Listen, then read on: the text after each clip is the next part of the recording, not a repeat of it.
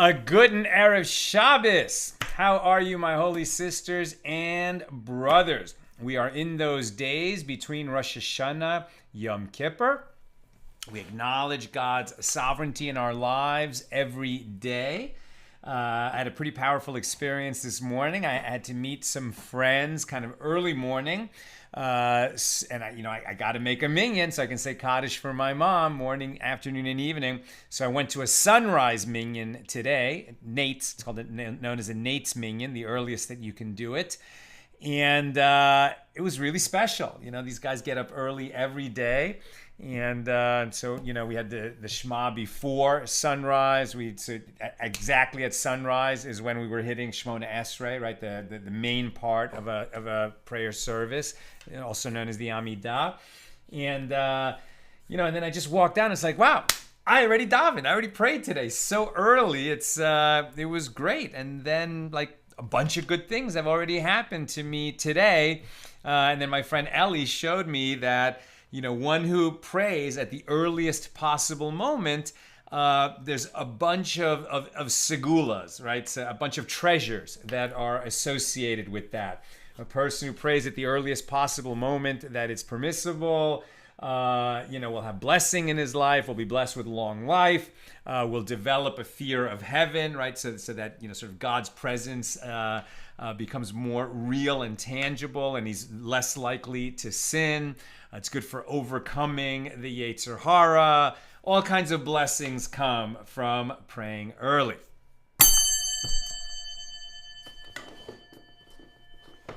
Let's light up the darkness. Okay.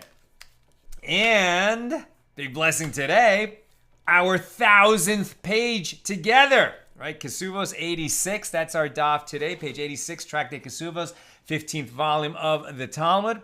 There are 2,711 pages in the Talmud, and today we hit our 1,000th page together. What a milestone. It's such a blessing in my life to be learning with you. So thank God we're all here together. Who is with us on the 1,000th page? Yehudit saying Shabbat Shalom. Nina Salin, everyone wishing you a restful and rejuvenating Shabbos.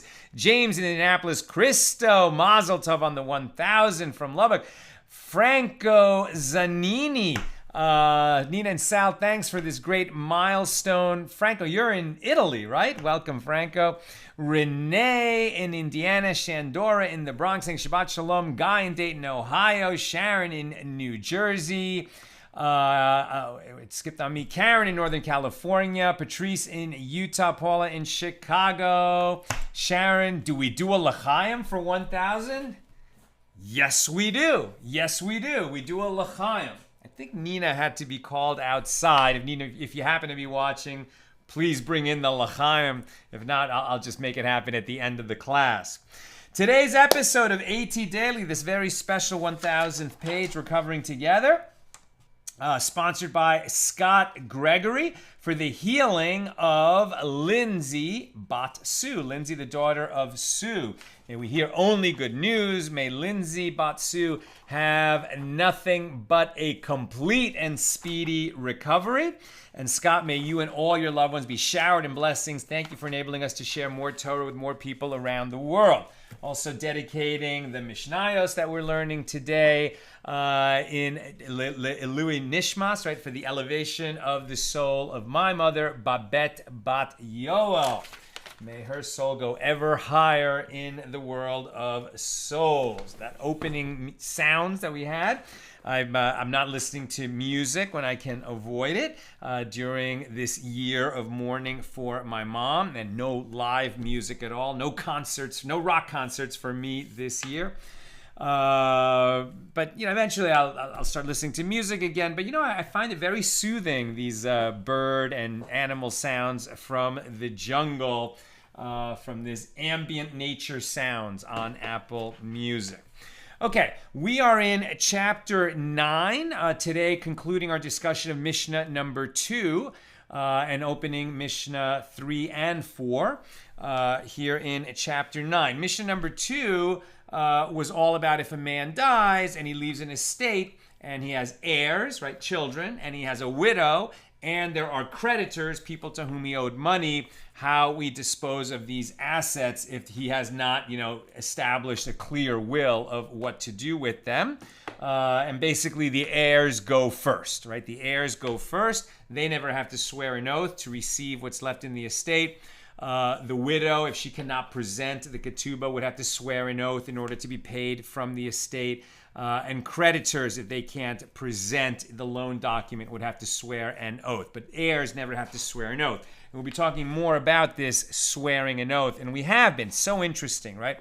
Only works in a God-fearing society that you can establish whether someone has a liability or not by having them swear an oath as to the status of that liability. All right, we pick it up at the bottom of page 85b. Rava said to the son of Rav Chia bar Avin, "Come, and I will tell you something excellent that your father would say about that which Shmuel said." Shmuel said that in the case of one who sells a promissory note to another, right? So, right, you've turned a promissory note into a kind of negotiable security. In other words, I lend Jim some money, right? I lent him $100. So Jim writes out a promissory note and hands it to me. Right now, I have Jim's promissory note. It is evidence that Jim owes me $100 because I lent him $100. Right? The note represents Jim's obligation to pay me $100. So in a sense, the note is worth $100. Now, let's say that I know Jim is not going to pay me this week, but I need money this week. Jim doesn't have, I can't call the loan. I can't say, Jim, you got to pay back your loan. He just doesn't have it right now.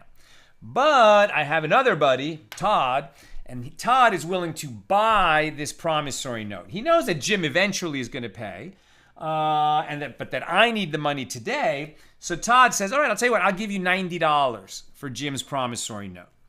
Okay, so I get the $90 that I need today. I'm giving up, right, on that $10 extra. And that's why Todd is willing to buy this promissory note. He's undertaking a little bit of risk that Jim won't pay, but he has a pretty good certainty that Jim will pay. So he gives me $90. I have cash that I need today. The note was, I was willing to sell the note for a discount so that I could get this money that I need today. And Todd ends up with Jim's $100 promissory note. So presumably now Jim owes Todd $100, right? Well, a little bit complicated if you're not used to, thinking about selling financial instruments, but relatively straightforward, right? I lent Jim $100. He owes me $100. I sold that loan to Todd for $90.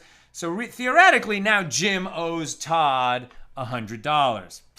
Not exactly. And here is the rub, as it were.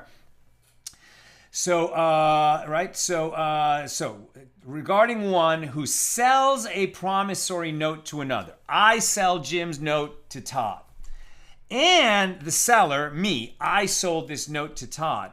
I went back and forgave the debtor his debt.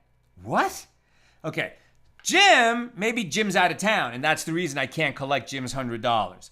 So Jim doesn't even know that I sold his note to Todd for $90. Jim doesn't even know that, right? Todd is saying, okay, I'm holding Jim's promissory note. Jim owes me $100. But in the meantime, as far as Jim is concerned, he owes me $100. And what if I turn around and I say to Jim, hey, you know what? Your loan is forgiven. I'm feeling generous. I'm going to just forgive that loan. It's a kind of income. It's actually taxable income if I forgive his loan. But don't even worry about that. The point is, I forgive the loan. Jim no longer has to pay me $100. Now, you think, well, who am I to forgive this loan? I sold that loan to Todd for $90. Todd is expecting that Jim is going to give him $100. Can I now, without telling Todd, go over to Jim and say, you know what? You don't have to pay me. It's okay. I forgive the loan. You're done. Jim is celebrating. I owed $100, but Sal is so generous. I no longer owe it. Wonderful. Now I have no outstanding loan. And according to the law, his debt is forgiven, right? As far as Jim is concerned, he owes me $100, and I told him, your debt is forgiven, and then the debt is forgiven. Now you think, well, what about Todd? Todd paid $90 to get a $100 promissory note, and now I'm completely undermining the value of Todd's purchase by saying that I forgave Jim's loan. Does Todd not have some recourse because of my action that I sold this note for $90 and then I went and got the value of having Jim love me because I forgave his loan? But it totally screws Todd. Is this possible? So the answer is, as we shall see, if I forgive Jim's loan, it's forgiven. Because Jim, he didn't sign up to make a promissory note with me that could be sold to someone else. Maybe it can be sold, maybe it can't. But as far as Jim is concerned, he only has a relationship and an arrangement with me. And he heard from me that I forgive his loan, and that's why the loan is forgiven. In terms of Todd's recourse, he paid me $90 for a $100 promissory note, and then because of an action that I took, that promissory note became worthless. Does Todd have recourse against me? Yes, he does. I defrauded Todd, or I undermined the value of Todd's asset, so Todd can come back to me and say, give me my $90 back. Or he might be able to say, give me my $100, because when I gave you $90, it was for an object that you told me was worth $100. I want my $100. That's what I paid for, and he has a good argument. So does he get 90 back? Does he get 100 back?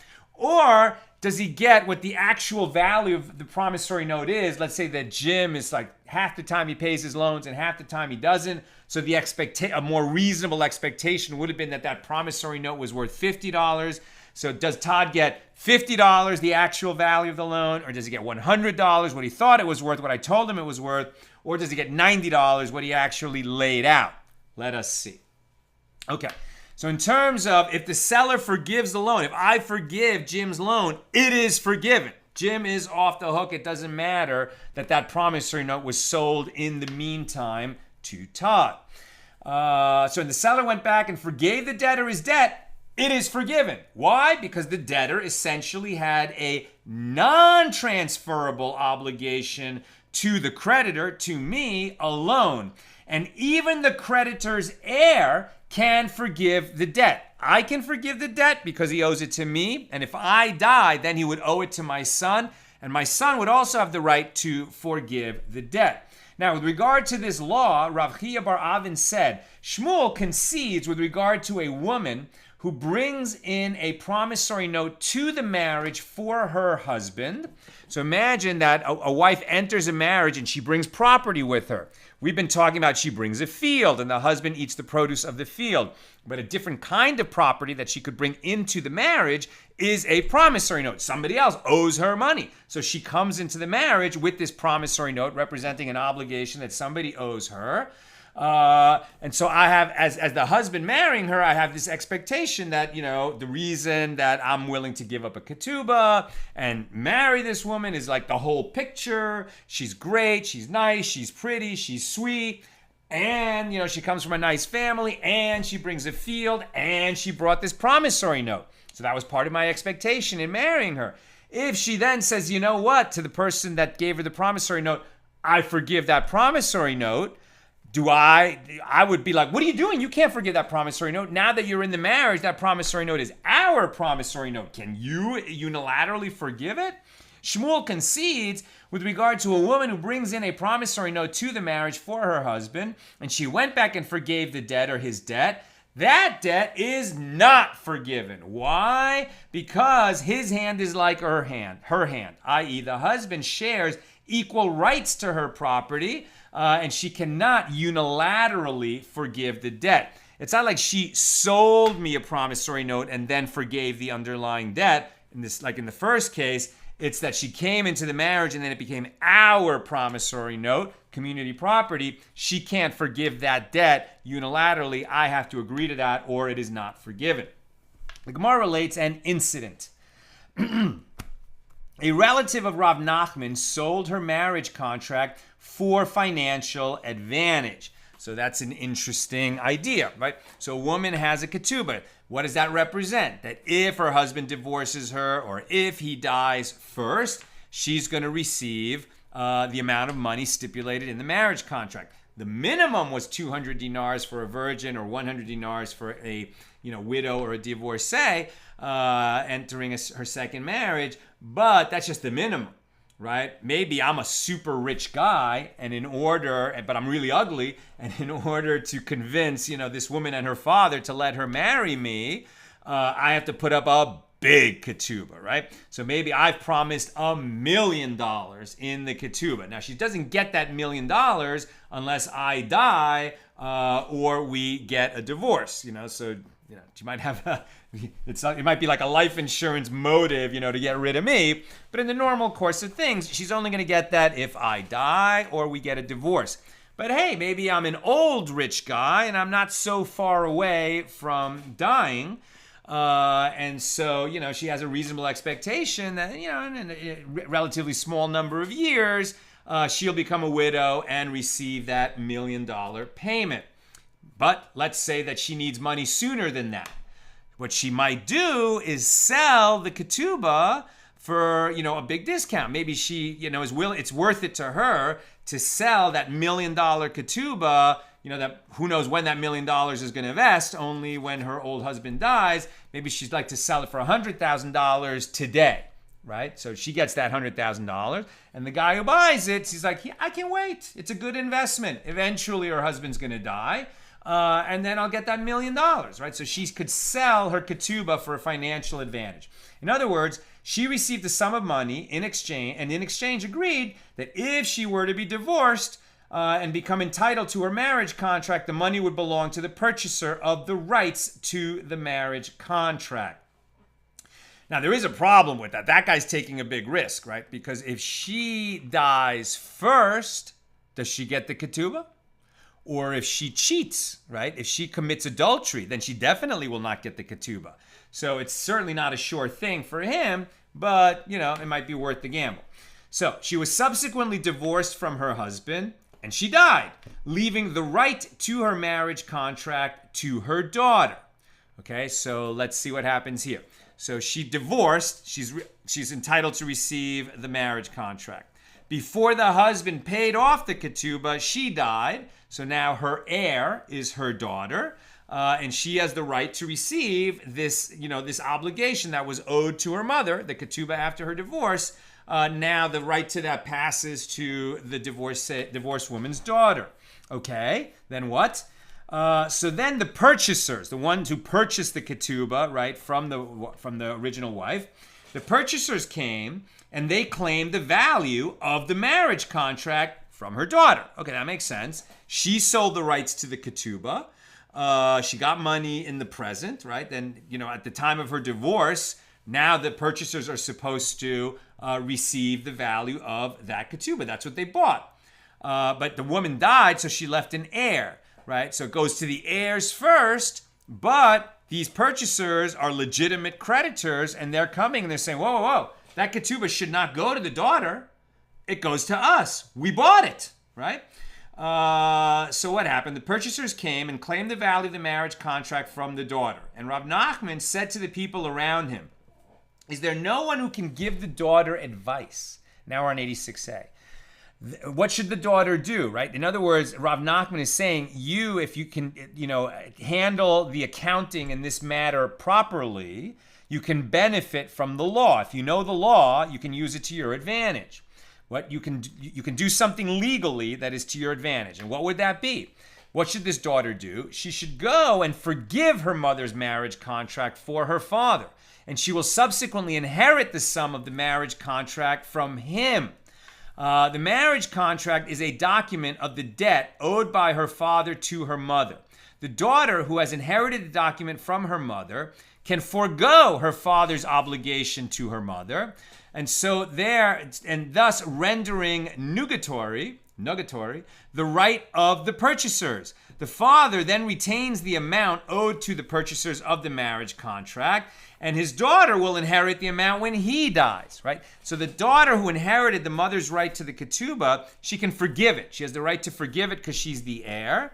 Then the father never has to pay the Katuba. There's nothing for the purchasers to collect because there is no Katuba paid.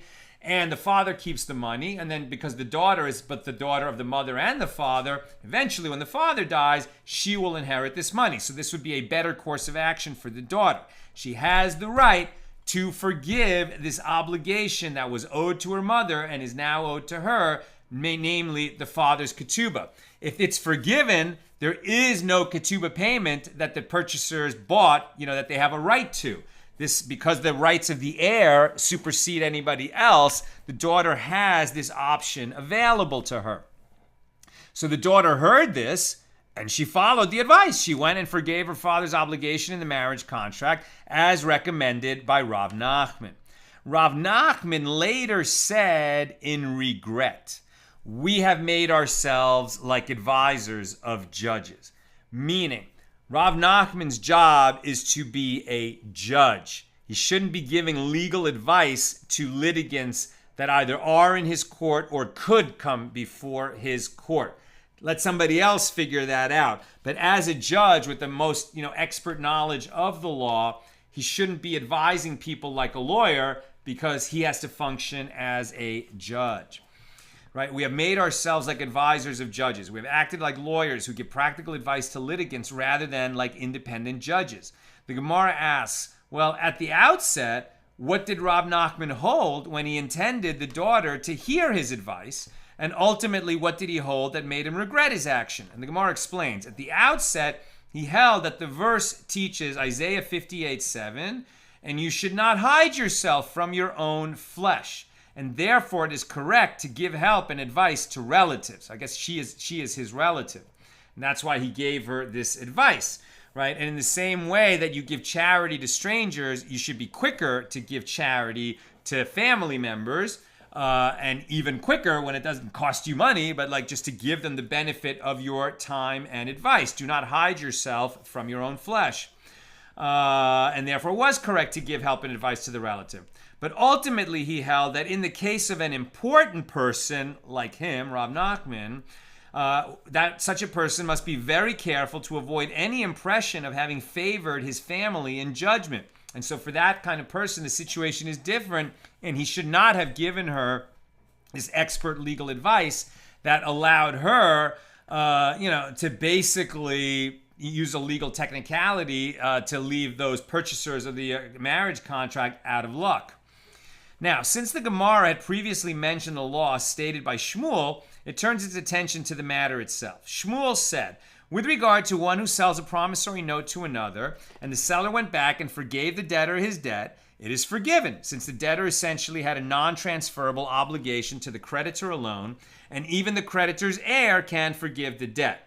Rav Huna, the son of Rav Yehoshua, said, and if the purchaser of the document is perspicacious, meaning he's wise, that, if Todd, when he bought this promissory note representing Jim's obligation to pay me $100, when Todd bought that note from me, right, he should know that I have this ability to forgive the debt, and then he would be, out of luck.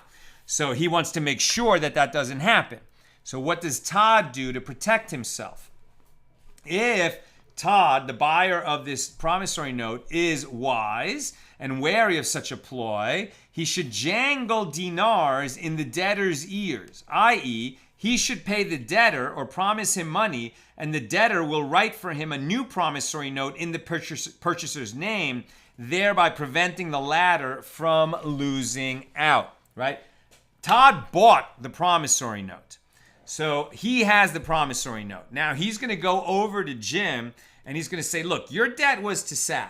I bought your note. It is possible that Sal could come along and forgive this debt, which would be very unethical. And then I would have to go chase Sal for the money. So to avoid that whole kind of a hassle, I'll tell you what, Jim, I'll give you $5. We're going to tear up your $100 note to Sal, and we're going to call it a $95 note to me. So you gain $5, but now you have a direct relationship with Todd, right? Jim now has a direct relationship with Todd, and now Sal has been removed from the picture. That would be a smart way for Todd to proceed when buying a promissory note. This is like doing your due diligence and having a closing with the full set of closing documents.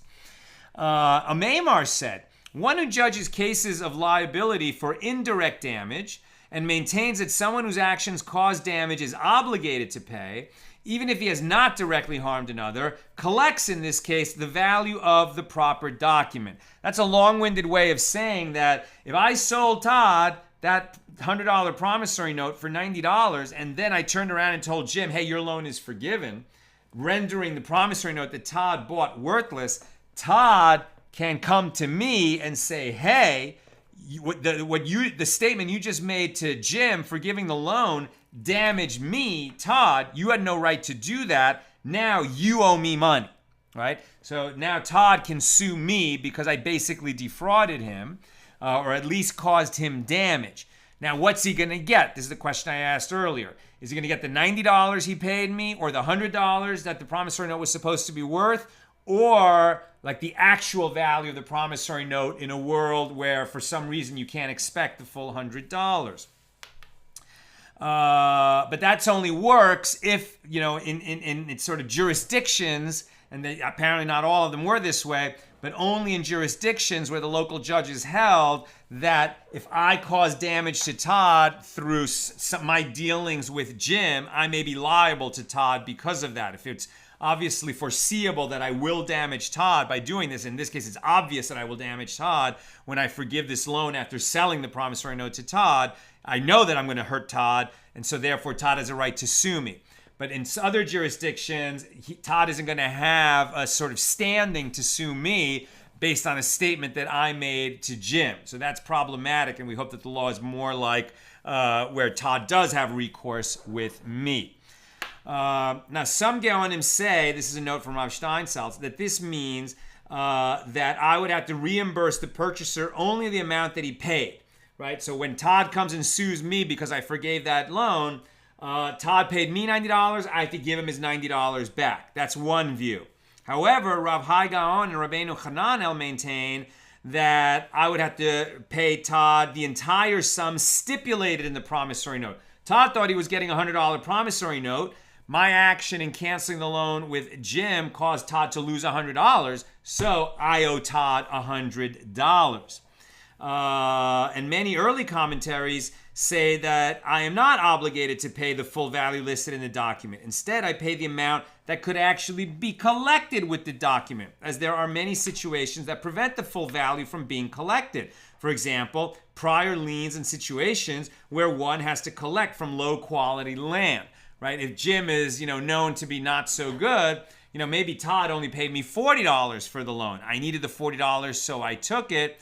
What was Todd expecting? Not the full $100, but that he would at least get $50 out of Jim. And so what do I owe Todd? Right? The $40 he paid me, or the $100 that was written on the promissory note, or the $50, which was the reasonable value of Jim's promissory note. And so a lot of views are that I owe him 50, not 40 or 100. The Gemara relates that there was an incident like this one, and Rafram pressured Rav Ashi by means of verbal persuasion to render an unequivocal ruling in this matter. And Rav Ashi collected in this case as if he damaged a beam used for crafting a sculpture. In other words, the full value of the debt. Because there's these three possibilities, they pressured Rav Ashi to give a ruling. And so where, let's say that I sold Jim's $100 promissory note to Todd for $40, where Todd would have an expectation of maybe collecting $50, but the note said $100, and so Rav Ashi said, yeah, you owe Todd $100. I would owe Todd $100 if I went behind his back and forgave that loan to Jim. A Maimar said in the name of Rav Chama, with regard to one who has incumbent upon himself the obligation of his wife's marriage contract, right? So somebody owes a Katuba because he divorced his wife, let's say, and he also owes money to a creditor, and he possesses land, and he possesses money. So the obligation to the creditor is settled with money, whereas the debt to the woman for her marriage contract is settled with the payment of land, right? Land is considered superior to money. So I pay the woman with land and I pay the creditor with money. And this is in accordance with his law, Ameimar's law, that one, this is in accordance with his law, and that one, I pay him, the creditor, with money, and I pay the woman who is owed a Katuba with land. And this is according to the law of the Katuba and according to the law of creditors, right? A creditor lent money, so he receives money back. A woman's Katuba should be paid with land if at all possible. And if the man who owes money, who owes an amount of value both for a Katuba and to a creditor, and he doesn't have both cash and land, but he only has land, and it is adequate for the payment of only one of the debts, then we give it to the creditor and we do not give it to the woman. What is the reason for this? Because even more than a man wants to marry, a woman wants to be married. Women do not get married because they wish to receive their marriage contract. They're going to get married anyway, right? Whereas creditors only lend money because they expect to get paid back. So if you create a policy where women always are superior to creditors, right, then creditors are going to be very reluctant to lend money in a situation where they might be superseded by a widow or a divorcee, right? So you want the creditors to come first. Why? So that poor people can borrow money, so that there's a market for borrowing money because creditors are protected. Whereas, women should be protected too, but the truth is that even if they don't have the most superior credit protection in vis-a-vis a Katuba versus a creditor, they're still going to want to get married because women would rather be married than not married, right? So that's why you can see the law of unintended consequences and thinking ahead, better to protect creditors so that poor people will have a place to go to borrow money when they need it, just in terms of vis-a-vis between a creditor and a woman holding the rights to a Katuba in this situation. Rav Papa said to Rav Chama, is it correct that you say in the name of Rabbah, with regard to one who owes money and has land, and the creditor comes and demands from him his money, and the debtor says to him, go and take the amount you are owed from the land, we say to him, go and sell the land yourself and give him the money. And Rav Chama said to him, I did not say this in the name of Rabbah. Rav Papa replied, well, tell me the incident itself, what happened and what occurred that caused this opinion to be attributed to Rabbah. So Rav Chama explained. There was a debtor, and he was one who attached his money to a Gentile. In other words, he possessed money. He owed money, and he had money on hand. So the creditor came to this debtor and said, you owe me money. I know you have the money. Pay me the money.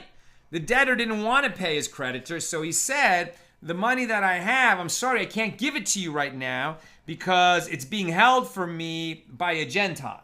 Right? Now, why is this, the fact that it's being held by a non-Jew, relevant at all?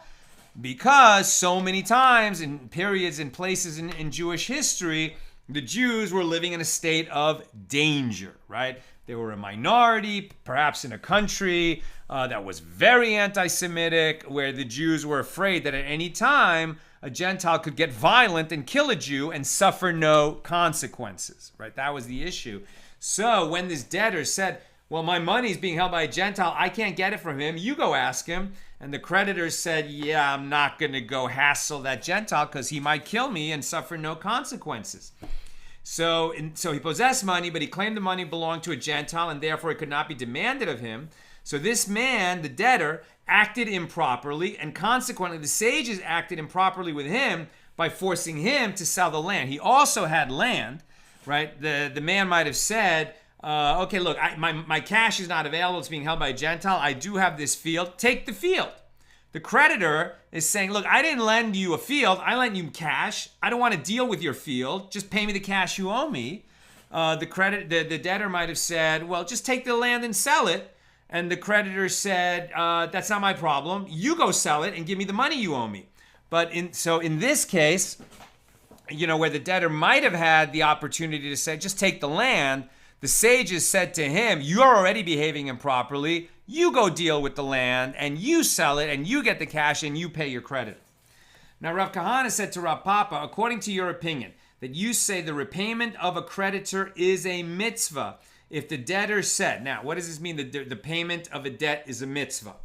Now, remember that when we say mitzvah, it's not the same meaning where often people use the word mitzvah, hey, do a mitzvah, like they mean it's a good deed, right? A mitzvah is a commandment. Now, we're distinguishing between negative commandments and positive commandments. A negative commandment you can never violate. A Jew cannot eat pork, right? So if you eat pork, you violate that. A positive mitzvah, you don't necessarily have to do it, right? A Jewish man is obligated to pray 3 times a day. If he doesn't do it, that's a transgression. But, it's also a positive mitzvah to shoo away a mother bird before taking eggs from her nest. I'm probably never going to do that in my life. The only time that's ever going to come up in my life is if I happen to run into a bird nest and I need the eggs for some reason.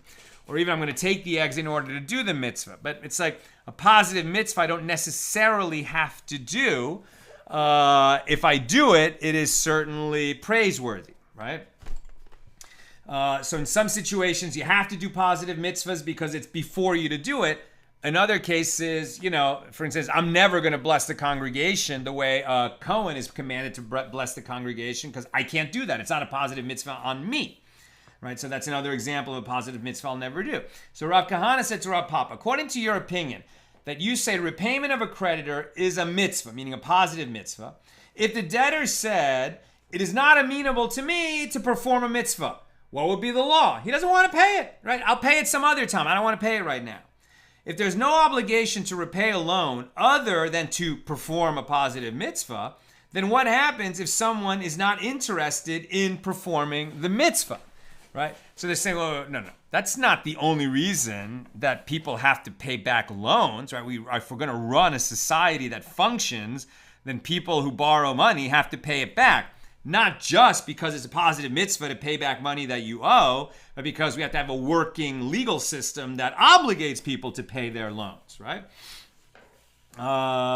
So Rav Papa said to Rav Kahana, we already learned this law in a baraisa. In what case is this statement said that one is liable to receive 40 lashes for committing a transgression? It is with regard to negative mitzvahs, right? So one who a Jew who intentionally eats pork could be subject to 40 lashes if right before he ate it, he was warned, if you eat that, you're violating a negative commandment. And then in the presence of 2 witnesses, he ate it right away. He would be subject to 40 lashes. That's for violating a negative mitzvah. However, with regard to positive mitzvahs, for example, if the court says to someone, perform the mitzvah of the sukkah, right? Sukkot is coming next week or the week after, and then you have every Jew is obligated, right, to build a sukkah and have meals in it and sleep in it if possible, right? There's the mitzvah of dwelling in the sukkah during Sukkot. So with regard to a positive mitzvah, like for example, if a court says to somebody, perform the mitzvah of the sukkah, and this person does not do so, or perform the mitzvah of the palm branch, right? The lulav and esrog that we waive during Sukkot, and this person does not do so after he was ordered. Now we're in 86b. So the court strikes him an unlimited number of times, even until his soul departs, in order to force him to perform the mitzvah. And the payment of a debt is a positive mitzvah, and one who refuses to pay a debt can be compelled to do so in this manner, even though it never gets done that way. Theoretically, it could be done, right? Now, what does this know? What does it mean that the repayment of a creditor is a mitzvah?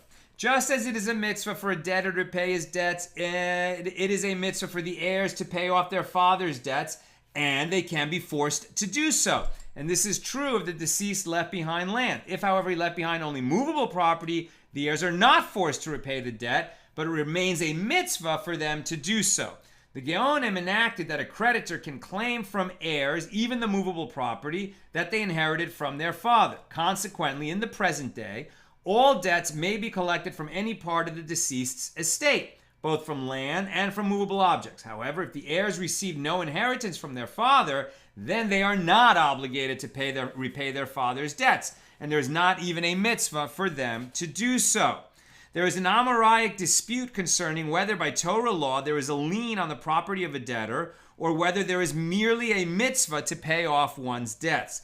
The Ramban, Nachmanides, contends that even according to the opinion that repaying a debt is only a mitzvah, the fact that one may be forced to repay a debt means that in any case his property is confiscated before physical punishment is inflicted on him.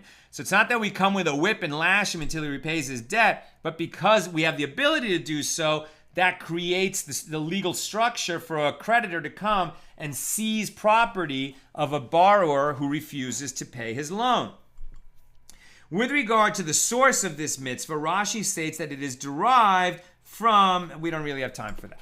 Okay, 86b, new subject. Rami Bar Chama inquired of Rav Chisda, if a man said to his wife, this is your bill of divorce, but you are divorced with it only after 30 days, and she took the bill of divorce and went and placed it in the sides of the public domain, i.e. in a place that was open to the public domain, but not an actual part of it, and the bill of divorce was still there after 30 days, what is the law? Is she divorced? So what this is about is, when is a woman divorced? A husband writes out a bill of divorce, and then he has to give it to her, right? So once the bill of divorce is valid and vested, and then he hands it to her or sticks it in her domain, then she is divorced. But if he wrote in the bill of divorce, this bill of divorce becomes a bill of divorce in 30 days, and then he handed it to her. Okay, well, it's not a bill of divorce yet. He gave it to her, she received it, but it's not a bill of divorce yet. It only becomes one in 30 days. What did she do with it? She left it on the sides of the public domain. This is like a complex, hypothetical question that would never happen where they're just testing how the law works. So if she left it in the public domain, then it was not in her domain. Anybody could have come along and picked it up. And so she's not going to be divorced at the end of that 30-day period. She left it at the sides of the public domain.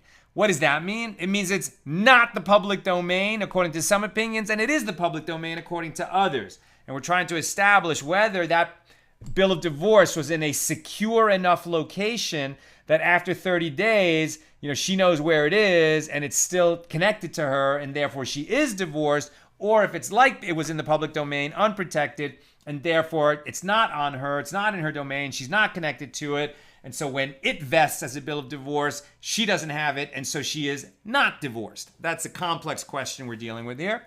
Rav Chisda said to him, she is not divorced. The law is learned from the opinion of Rav and Shmuel, as it is Rav and Shmuel who both say with regard to the Mishna, any of the creditors of a deceased person can seize items of his movable property, provided that they are arranged in piles and placed in the public domain, as in that case, the heirs of the deceased do not receive it as part of their inheritance. Similarly, the woman will not acquire the bill of divorce after 30 days if it is in that location. Rav Chisda said, and the sides of the public domain are considered like the public domain. Rami Bar Chama responded, on the contrary, she is divorced, in accordance with the opinion of Rav Nachman. As Rav Nachman said, that Rava Bar Abu said, with regard to one who says to his friend, go and pull this cow. We saw this case already. Go and pull this cow now, and it will be acquired by you only after 30 days. This man has acquired the cow. And this is true even if the cow is standing at the end of those 30 days in an ownerless meadow. Since the acquisition began properly at the start of the 30-day period, it applies even after the 30-day period. Now what? Is it not the case that this is the law of a meadow and this is the law of the sides of the public domain, as the two places have a similar status? But Rav Chisda rejects this argument. No, the case of a meadow is different, and the case of the sides of the public domain is different, as the latter is considered an actual part of the public domain, but an ownerless meadow is not. Now, some say a different version of the dispute between Rami Bar Chama and Rav Chisda, in which Rav Chisda said to Rami Bar Chama, she is divorced, based on the ruling of Rav Nachman pertaining to acquiring a cow, and the sides of the public domain are considered like a meadow. So in this version, it was Rami Bar Chama who replied, on the contrary, she is not divorced, as can be learned from the opinion of Rav and Shmuel pertaining to seizing objects in the public domain. And what? Is it not the case that this is the law of the public domain, and this is similarly the law of the sides of the public domain? And Rav Chisda said, no, the public domain is different than the side, and the public domain is one thing, and the sides of the public domain is something else. That was barely related to what we're doing, so we're just going to go on. Mishna number 3 here in chapter 9. Now we're getting back to marriage contracts and the rights and obligations of the spouses. So if there is one who establishes, excuse me,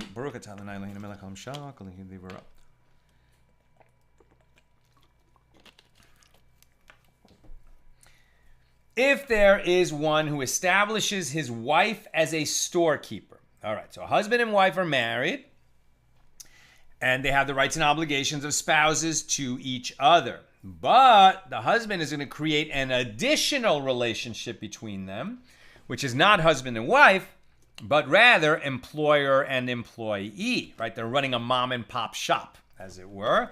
So he is going to employ her in his store, right? Now, she might be his wife, but vis-a-vis the store, she's his employee, right? Now, so what then? If one establishes his wife as a storekeeper in his store, or if he appointed her as a steward to handle his property and his workers, so then the husband can administer an oath to her, having her state that she did not appropriate any of his possessions whenever he wants. And Rabbi Eliezer says he can administer the oath even with regard to the products of her spindle and for her dough, which are matters related to the household and not her function as a storekeeper. What? Right? So first of all, apparently an employer can make an employee swear that he has not embezzled, any property from the owner's premises, right? So you can make your employee take an oath that you haven't stolen anything. And in a God-fearing society, that would be very effective to keep your employees honest. If you were making them take that oath frequently, maybe nobody would want to work for you, but you have the right to do that. Does a husband have a right to make his wife swear an oath that she has not stolen stuff from him within their household? Maybe. Does a storekeeper have a right to, does a store owner have a right to make his employee, storekeeper, swear such an oath? Yes. So if the husband hires his wife as his employee in the store, he can make her swear that oath. And having established that they have that relationship in addition to the husband and wife relationship, maybe he can even make her swear an oath with regard to household matters. Let's see. That was the Mishnah. Here's the Gemara.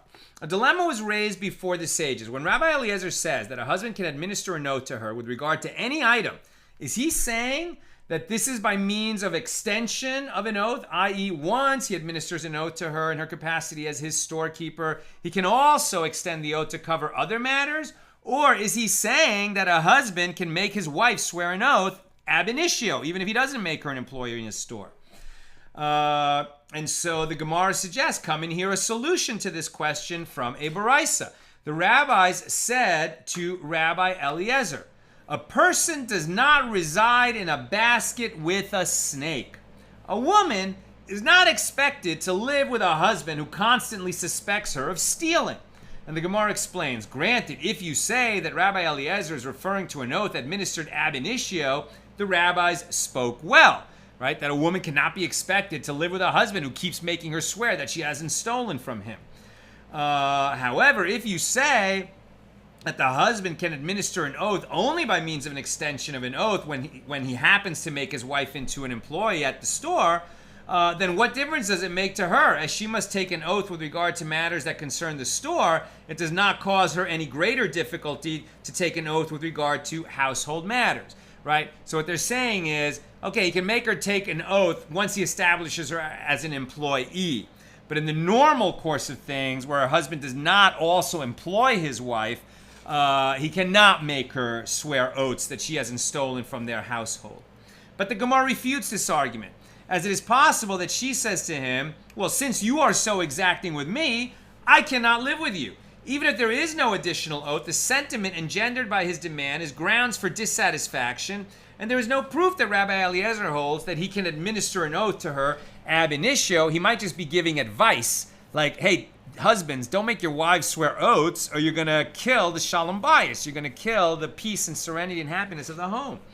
So the Gemara suggests another proof. Come in here a proof from a Baraisa with regard to one who did not exempt his wife in the marriage contract from a vow and from an oath, and he established her as his storekeeper or appointed her as his steward. He can administer a note to her whenever he wants.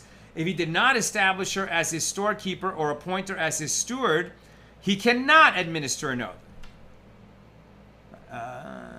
So if he established her as a storekeeper or steward, he can make her swear an oath. And if he did not establish her as a storekeeper or a steward, he cannot administer an oath.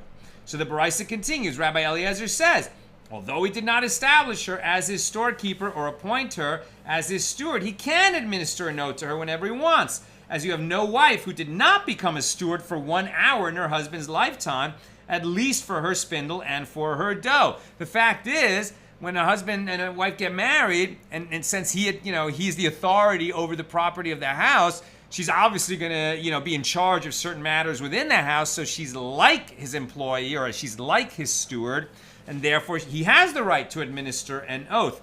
But the rabbi said to him, a person does not reside in a basket with a snake. And one can conclude from this that according to Rabbi Eliezer, a husband can administer an oath to his wife with regard to her conduct, even ab initio.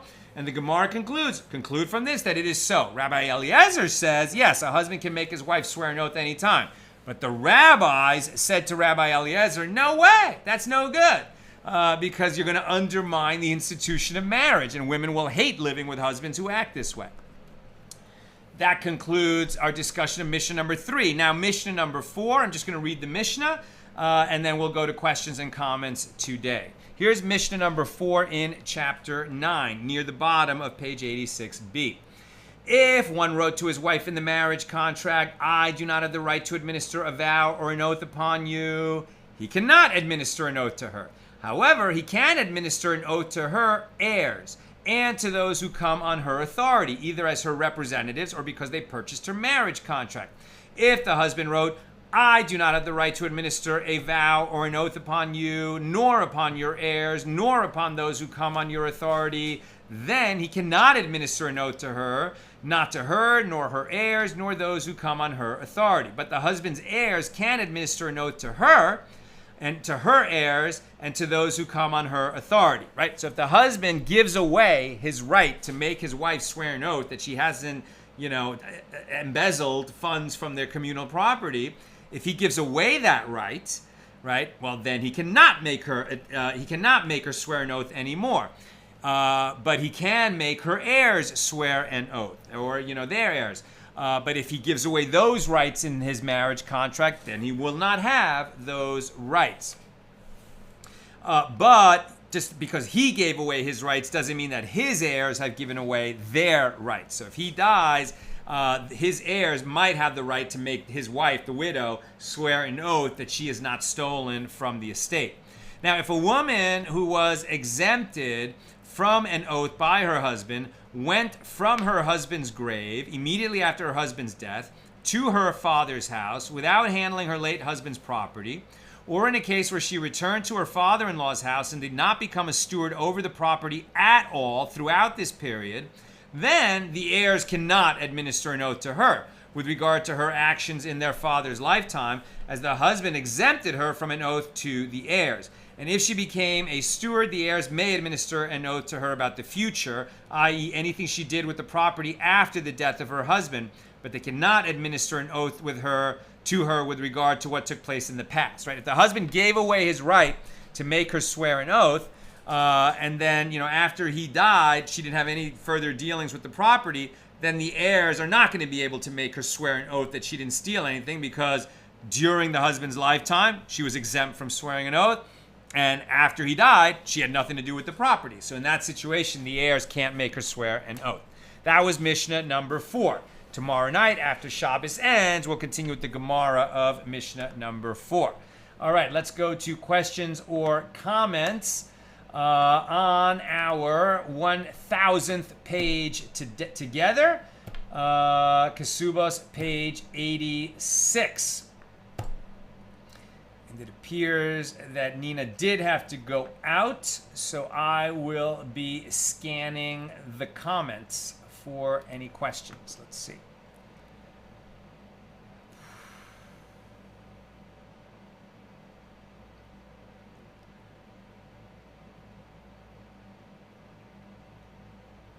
Okay, what are you guys arguing about how to pronounce Katuba or Kasuba? Yes, that is a difference. It's called, it doesn't matter that you're an Ashkenazi Jew, it's whether you're using Ashkenaz pronunciation or not, right? So modern Hebrew is based on Sephardic pronunciation where we would say Katuba. But in the kind of, Ashkenaz, from Orthodox Jewish world, very common. We don't say, when we're saying Kaddish, we don't say Yit Gadal, we say Yis Gadal, right? I'm saying Kaddish 3 times a day. And in most of the minyanim where I go to say Kaddish, people say Yis Gadal v'Yis Kadash, not Yit Gadal v'Yit Kadash. And likewise, we might say Kasuba rather than Katuba. And I am not completely consistent in this regard because I live in both worlds. Yeah. Bill says this sounds like a recipe for disaster already. I think you're talking about the heirs and making people administer oaths, and I agree with you. And were there any questions on the YouTube side? Lynn says, I don't understand the 1,000-page count. I have a diary header for every day since cycle 14 started, and I am at day 972 today, Daf 87 of Kesubos. So we did Daf 86 today, but it is 1,000. Like I actually have a counter. Maybe I'll share a link to that. Can I do that? I'll have to get out of my Dropbox. I once created a counter that literally counts every page. And yes, you have to do a daf every day. And since I believe it was January 5th, 2020, if you counted all of the pages that we've done since then, today is the 1,000th page. And if you guys want to just hold on just 1 second, I might even, yeah, here we go. Share, copy Dropbox link. Okay. And I put the link to that in the chat of YouTube, and now I'm going to put that in the chat of Facebook. Okay, so you see a link right there that will you can download that that I shared, and it's a Daf Yomi counter, and that'll show you how many pages we've done since the beginning of Daf Yomi.